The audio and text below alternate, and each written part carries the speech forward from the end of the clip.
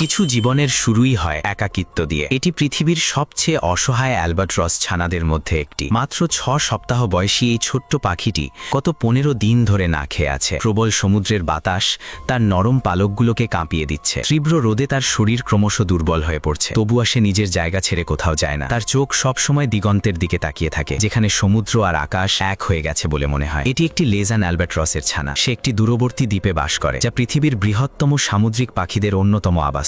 আজ সে উড়তে পারে না, কিন্তু একদিন এই ছোট্ট ছানাই লক্ষ লক্ষ কিলোমিটার পাড়ি দেবে আর বছরের পর বছর মহাসাগরের উপর দিয়ে উড়ে বেড়াবে। কিন্তু আপাতত তার জীবন শুধুই অপেক্ষা। অ্যালবাট্রস ছানারা নিজেরা খাবার সংগ্রহ করতে পারে না। তাদের বাবা মায়ের ফিরে আসার অপেক্ষায় থাকতে হয়। খাবারের সন্ধানে তার বাবা মা হাজার হাজার কিলোমিটার দূরে সমুদ্রে চলে যায়। এই দূরত্ব তার কল্পনারও বাইরে। প্রতিদিন সে আকাশের দিকে তাকিয়ে থাকে। মাথার ওপর দিয়ে উড়ে যাওয়া প্রতিটি ছায়া তার মনে আশা জাগায়। কিন্তু যখন বুঝতে পারে সেটি তার বাবা মা নয়, তখন সেই আশাই হতাশায় পরিণত হয়। দিনের পর দিন তার ক্ষুধা বাড়তেই থাকে। একদিন অন্য একটি অ্যালবাট্রস তার পাশে এসে নামে। খাবারের আশায় ছানাটি তার কাছে এগিয়ে যায়, কিন্তু খাবারের বদলে সে পায় একটি তীক্ষ্ণ ঠোঁটের আঘাত। এই দ্বীপে প্রতিটি খাবার শুধুই নিজের সন্তানের জন্য। তবে ক্ষুধাই তার সবচেয়ে বড় সমস্যা নয়। এই দ্বীপ এখন ভয়াবহ প্লাস্টিক দূষণের শিকার। অনেক সময় বাবা মা খাবার ভেবে প্লাস্টিকের টুকরো তুলে আনে এবং অজান্তেই নিজেদের সন্তানকে খাইয়ে দেয়। এই প্লাস্টিক পেট ভরা থাকার মিথ্যে অনুভূতি দেয়, কিন্তু ধীরে ধীরে জীবনকে শেষ করে দেয়। আজ এই দ্বীপের অধিকাংশ অ্যালবাট্রস ছানার পেটেই প্লাস্টিক পাওয়া যায়। দীর্ঘ অপেক্ষার পর অবশেষে তার মা ফিরে আসে। প্রথমে ছানাটি যেন তাকে চিনতেই দ্বিধা করে, কিন্তু মায়ের স্নেহময় স্পর্শের পর সে খাবার গ্রহণ করতে শুরু করে। কিন্তু এবার খাবারের সঙ্গে তার শরীরে প্রবেশ করে